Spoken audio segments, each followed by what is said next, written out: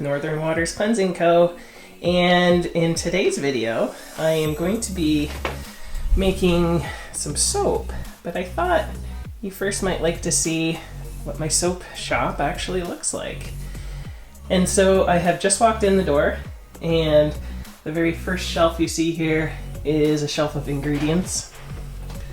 And if I turn to the left, you can see some of my drying racks. So the first shelf here that has foam on it is for drying bath bombs. And so you can see I have some trays there. Up top I have a bowl of embeds and some bloomed baking soda. But right now everything is very empty because a couple of times a year I do like a deep clean of the soap shop. And at Christmas time, I not only do a deep clean, but I also do like a reorganization, getting rid of products that either I've made that really are done now or close to expiry, or ingredients that have expired. I get rid of them all, and so it's a little emptier than usual. Usually, all these shelves are filled with soap and things. But you can see there's my dehumidifier there. This tray that I have here usually sits under the dehumidifier. These are a couple last little things I have left over from the holiday season. So there is this bath bomb set that is like donuts. I don't know if my camera will focus here. There it goes.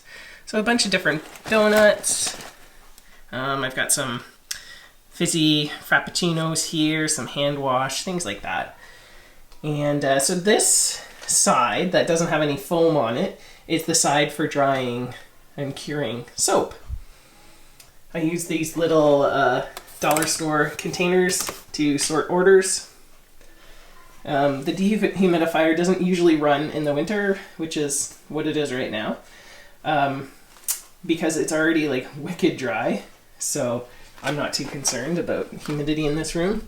I do have, over on this wall, my camera really doesn't want to focus today, but I have some gauges for humidity and stuff like that.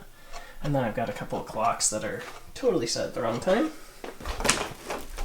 This is a closet, and so in here is where I store some of the more dangerous items, like citric acid, lye, any of my preservatives.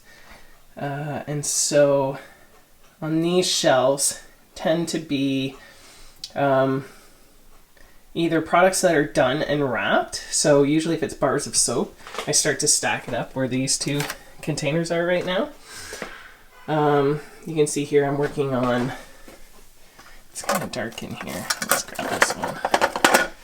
I'm working on a couple different soap dish designs.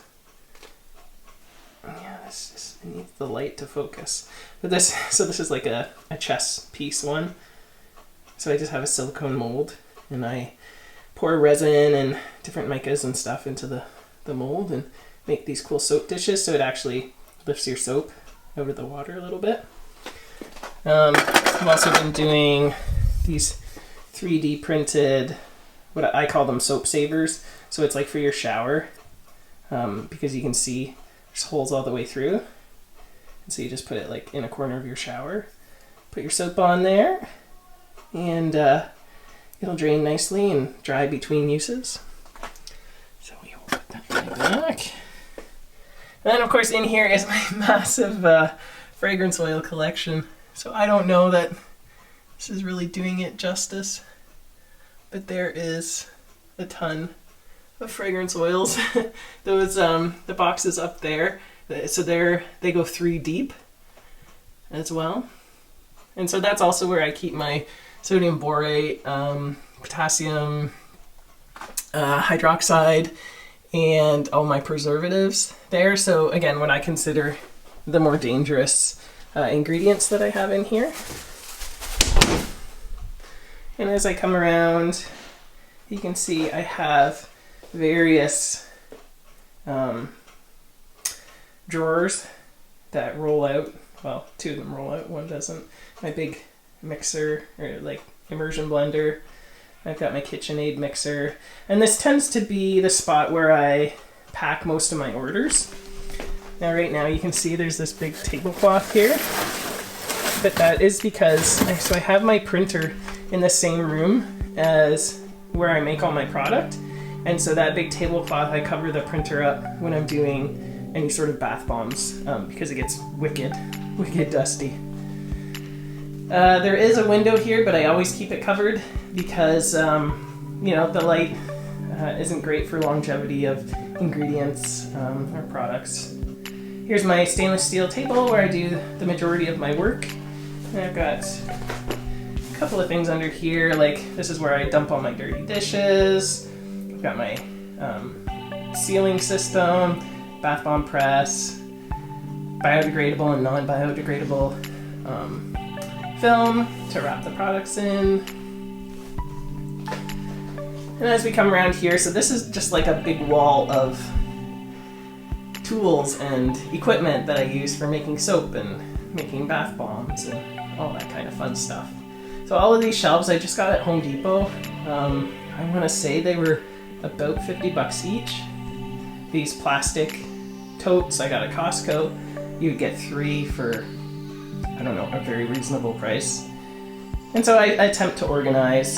So those are my smaller soap molds if I'm doing like a 12, 20, or 40 kind of batch. Up here, all of those big ones, that's for when I do my typical batch size. So depending on how wide I cut the bars, I either get 124 or 134 bars out of those large molds. So yeah, some soap cutting equipment, my butcher paper. I got that off of Amazon, and my gosh, it was a great deal. And it's lasted me all through 2019, and we're still going in 2020. And then I've just got some packaging stuff here, so I'm actually pretty low on my packaging right now. But that's okay, I gotta put in an order soon. And then if you're aware of my ugly soap, all these containers in the back there are full of soap that will be turned into ugly soap. So yeah, just a very brief view of the soap studio, and it's, you know, it's a small space, but it does some pretty huge production. So I hope that you enjoyed that, and got some soap making videos coming up here for you soon. Thanks guys, bye.